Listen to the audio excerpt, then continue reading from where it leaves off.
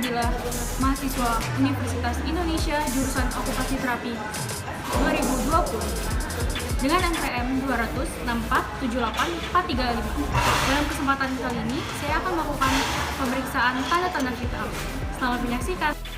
Apa itu TTV? TTV adalah pemeriksaan yang dilakukan untuk mengetahui tanda vital seseorang. Hal ini bertujuan untuk mendeteksi gangguan, kelainan, atau perubahan pada fungsi organ tubuh. Dalam pemeriksaan tanda-tanda vital ada 5 komponen utama, yaitu denyut nadi, laju pernapasan, suhu tubuh, kesadaran, dan tekanan darah. Denyut nadi merupakan frekuensi pemompaan jantung pada arteri. Pengukuran denyut nadi bermanfaat untuk menentukan irama dan kekuatan nadi. Pengukuran denyut nadi dilakukan dengan menggunakan stetoskop atau menggunakan jari yang ditekan pada nadi pasien selama 60 detik. Pengukuran denyut nadi dapat dilakukan pada 5 jenis arteri, yaitu arteri radialis di pergelangan tangan, arteri brachialis di siku, arteri carotis di leher, arteri poplitea di belakang lutut, dan arteri dorsal pedis di kaki.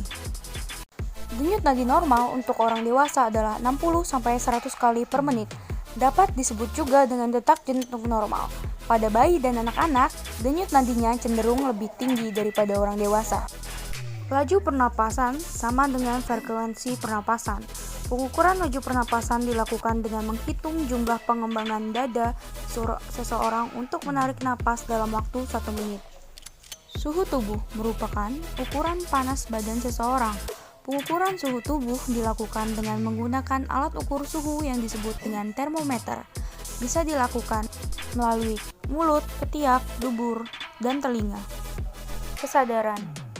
Tingkat kesadaran seseorang dapat dinilai dari 3 aspek, yaitu mata, suara atau kemampuan bicara, dan gerakan tubuh. Sebelum membahas cara ini, kita harus mengetahui tingkat kesadaran pasien. Tekanan darah. Tekanan darah merupakan kekuatan pompa darah yang dilakukan oleh jantung untuk mengalirkan darah di dalam arteri atau pembuluh darah hingga ke seluruh tubuh.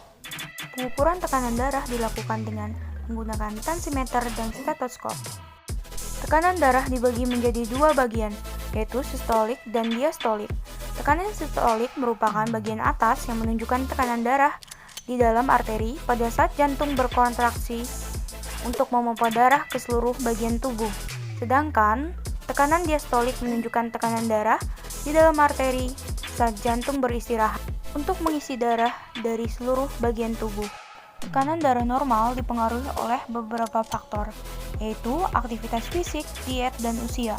Maka, untuk dapat melakukan pengukuran tekanan darah dengan tepat, sebaiknya beristirahatlah dengan santai terlebih dahulu, selama sekitar 15 menit sebelum pengukuran dilakukan. Berikut saya akan melakukan simulasi pengecekan tekanan darah.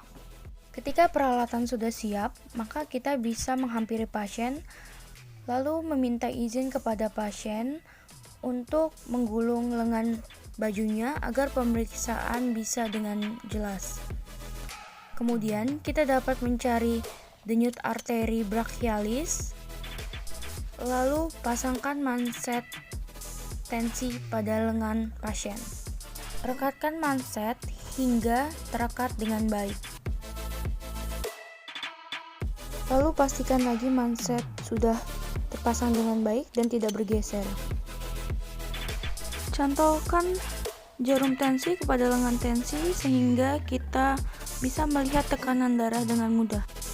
Kemudian pastikan pentil penutup angin pompa sudah tertutup rapat sehingga kita dapat memompa angin dengan baik. Lalu pastikan stetoskop juga bisa terdengar. Jika belum terdengar, kita bisa memutar bagian selangnya sehingga stetoskop sudah bisa terdengar dengan baik. Kemudian kita bisa letakkan stetoskop di arteri brachialis atau di lengan manset.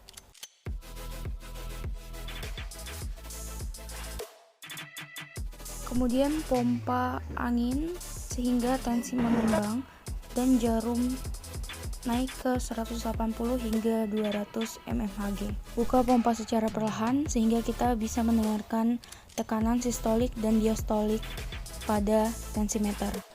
Pada pemeriksaan kali ini, tekanan darah pasien berada sekitar 110/70 mm merkuri, sehingga tekanan darah pasien dikategorikan tekanan darah normal.